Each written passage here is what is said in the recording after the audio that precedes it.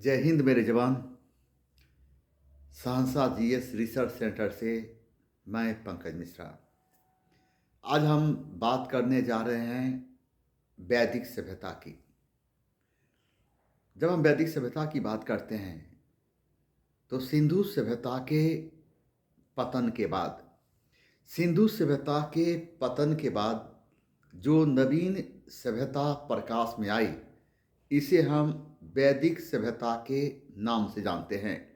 वैदिक सभ्यता को हम वैदिक सभ्यता के नाम से इसलिए जानते हैं क्योंकि इस सभ्यता के विषय में हमें जानकारी वेदों से मिलती है। वैदिक सभ्यता को हम आर्य सभ्यता के नाम से भी जानते हैं। वैदिक सभ्यता को हम आर्य सभ्यता के नाम से इसलिए जानते हैं क्योंकि इस सभ्यता के निर्माता आर्य लोग थे, इसलिए वैदिक सभ्यता को हम आर्य सभ्यता के नाम जानते हैं। आर्य का अर्थ होता है श्रेष्ठ, कुलीन, स्वतंत्र एवं उत्कृष्ट। वैदिक सभ्यता को दो भागों में बांटा गया है, ऋग्वैदिक काल एवं उत्तर वैदिक काल। ऋग्वैदिक काल का समय निर्धारित किया गया है 1500 ईस्वी पूर्व से लेकर 1000 ईस्वी पूर्व, तो वहीं उत्तर वैदिक काल का समय निर्धारित किया गया है 1000 ईस्वी पूर्व से लेकर 600 ईस्वी पूर्व। वेद का अर्थ होता है जानना एवं ज्ञान। वेद को अपौरुषेय कहा गया। वेद को अपौरुषेय इसलिए कहा जाता है कि वेद की रचना मानव ने नहीं बल्कि ईश्वर ने की थी, इसलिए वेद को अपौरुषेय कहा गया। वेद को हम श्रुति के नाम से भी जानते हैं। वेद को हम श्रुति के नाम से इसलिए जानते हैं क्योंकि श्रुति का अर्थ होता है सुना हुआ। वेद को हम संहिता के नाम से भी जानते हैं। तो वेद को हम संहिता के नाम से इसलिए जानते हैं क्योंकि वेद में मंत्रों का संग्रह मिलता है, इसलिए वेद को हम संहिता के नाम जानते हैं। वेद को संकलित करने का श्रेय महर्षि वेद व्यास को जाता है।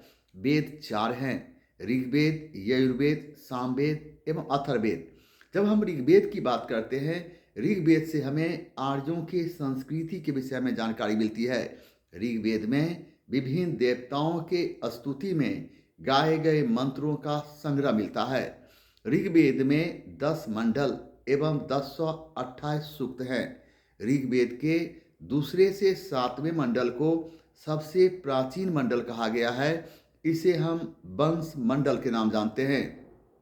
ऋग्वेद के पहले एवं 10वें मंडल को सबसे नवीन मंडल कहा गया। ऋग्वेद के तीसरे मंडल से हमें गायत्री मंत्र के विषय में जानकारी मिलती है।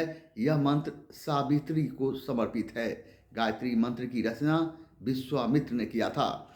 ऋग्वेद के 7वें मंडल से हमें दशराग युद्ध के विषय में जानकारी मिलती है। दशराग युद्ध जिस नदी के तट पर लड़ी गई थी उसे हम पुरुषनी नदी के नाम जानते हैं। ऋग्वेद के 9वें मंडल से हमें सोम के विषय में जानकारी मिलती है। सोम एक प्रकार का सूरा था। ऋग्वेद के 10वें मंडल के पुरुष सूक्त से हमें चारों वर्णों के विषय में जानकारी मिलती है, जैसे ब्राह्मण, क्षत्रिय, वैश्य एवं शूद्र। ऋग्वेद में सबसे अधिक बार उल्लेख सिंधु नदी का हुआ है। तो ऋग्वेद में सबसे पवित्र नदी सरस्वती को माना गया और इसे माँ कहकर संबोधित किया गया। ऋग्वेद में गंगा का उल्लेख 1 बार हुआ है, तो वहीं यमुना का उल्लेख 3 बार हुआ है। यज्ञ के अवसर पर ऋग्वेद के पाठ करने वाले पुरोहित को होता कहा जाता था। लेकिन आज हम यहीं तक रहते हैं, बातचीत के क्रम को देते हैं विराम। नेक्स्ट वीडियो जो हम लाएंगे तो फिर ये बातचीत के क्रम का जो हमारे और आपके बीच का जो सिलसिला है वह धीरे धीरे आगे बढ़ता चला जाएगा। ठीक है।